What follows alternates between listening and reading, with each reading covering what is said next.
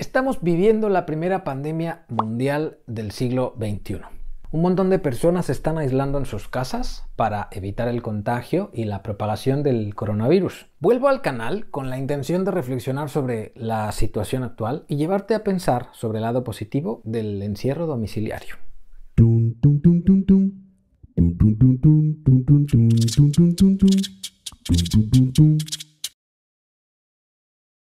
Ayúdame y benefíciate siendo un suscriptor abonado a través de mi web. Entra a israelpintor.com/soytallerícola, elige una suscripción que te guste y conviértete en un tallerícola de verdad. Tu apoyo me dejará seguir haciendo estos vídeos.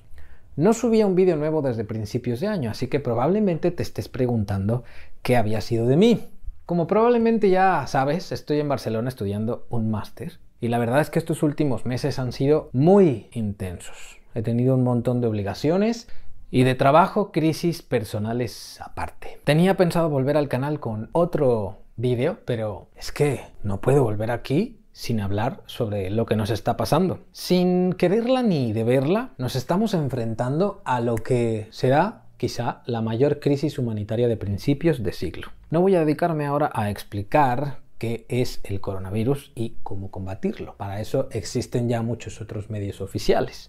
Sí aprovecho para decir que estoy a favor de las medidas que muchos gobiernos del mundo están decidiendo poner en marcha para combatir la emergencia sanitaria y que lamento la incredulidad y falta de agilidad de muchos otros. Por desgracia, el destino de las personas seguirá estando en manos de los gobiernos en gran medida, pero también está en manos de todos y cada uno de nosotros. No necesitamos que nuestros gobiernos impongan la cordura. Usemos el sentido común, informémonos y mantengamos la calma dentro de nuestras respectivas viviendas, evitando tanto como podamos que el virus se siga expandiendo. Mi objetivo ahora es llevarte a pensar en unas cuantas ideas que he estado barajando desde el viernes de la semana pasada, que fue cuando aquí en España se decretó el estado de alarma sanitaria que tiene al país entero inmovilizado. Pero esta misma situación ya la viven millones de personas en otros países. Pronto la vivirá el mundo entero. Si tú no la estás viviendo aún, podrías estar a punto de empezar a vivirla también. Hoy hace una semana que vivo encerrado en casa por obligación y para colaborar que el coronavirus siga expandiéndose e infectando a más personas. Desde entonces me he sorprendido a mí mismo tomando conciencia de algunas cosas y sacando conclusiones sobre otras. Es verdad que el horno no está para bollos, pero también es verdad que no podemos pasarnos el día entero aterrados frente a la televisión, sumando ansiedad y agonía. La vida continúa y necesitamos poner en marcha nuestra mente y nuestro cuerpo. Desde que me dedico a impartir clases, no hay alumno que no me diga más tarde o más temprano que no tiene tiempo suficiente para leer o escribir. Pues adivina qué, ahora mismo disponemos de una cantidad imprecisa de días, semanas y quizá meses con todas sus horas que podemos invertir para hacer precisamente eso, leer y escribir. Yo hablo de lectura y escritura porque es lo mío y porque siempre me hace falta tiempo para dedicárselo a estas dos actividades que tanto placer y gozo me producen. Pero puede tratarse de cualquier otra actividad postergada en el tiempo. ¿No es este el contexto ideal para escribir? Quizá no lo sea, pero ¿qué significa exactamente disponer de un contexto ideal para leer y escribir? Más ideal que no tener que ir a la oficina o a clases por obligación, no se me ocurre un contexto más ideal, la verdad. Para muchos esta crisis podría convertirse en territorio fértil. Yo ya tenía pensado ponerme a escribir mi siguiente novela. De hecho, estaba esperando que llegara el mes de abril para ponerme durísimo a trabajar en ella. Pero la vida ha querido que la abundancia de tiempo llegara antes. Y para escribir no hace falta más, de momento, que dejarse de tanta tontería y ponerse frente al ordenador o la página en blanco, bolígrafo en mano, para dejarse fluir. Sin ir más lejos, yo dediqué gran parte de esta semana a escribir un cuento, un texto que probablemente forme parte de uno de los libros que estoy escribiendo, pero que también necesitaba entregar para una de las clases del máster en creación literaria que estoy haciendo aquí en Barcelona. Lo que me pasó con la escritura de este cuento es algo muy curioso. Antes del viernes de la semana pasada yo creí que iba a escribir sobre otra cosa, pero a fuerza de ponerme descubrí que necesitaba dejar que la realidad que estamos viviendo me inspirara. También me pasó que estaba escribiendo por obligación, porque tenía que cumplir con un deber y me iban a evaluar con el resultado. De modo que mi entrada al texto fue turbulenta. Me tomó casi 2 días enteros empezar a fluir y sentir que la obra podía cuajar.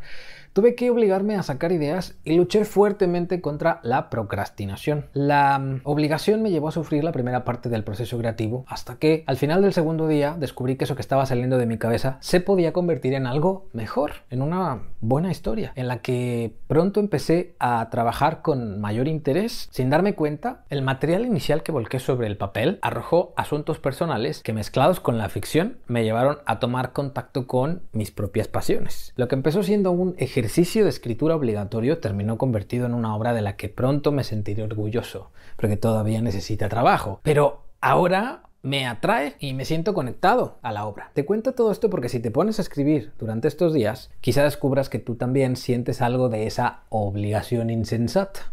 No porque tengas como yo una entrega con la que cumplir, sino porque mantenerse encerrado en casa te llevará a confrontar la página en blanco con mucha más frecuencia y puede que no tuvieras previsto sobre lo que querías escribir y que tampoco tengas el hábito adquirido.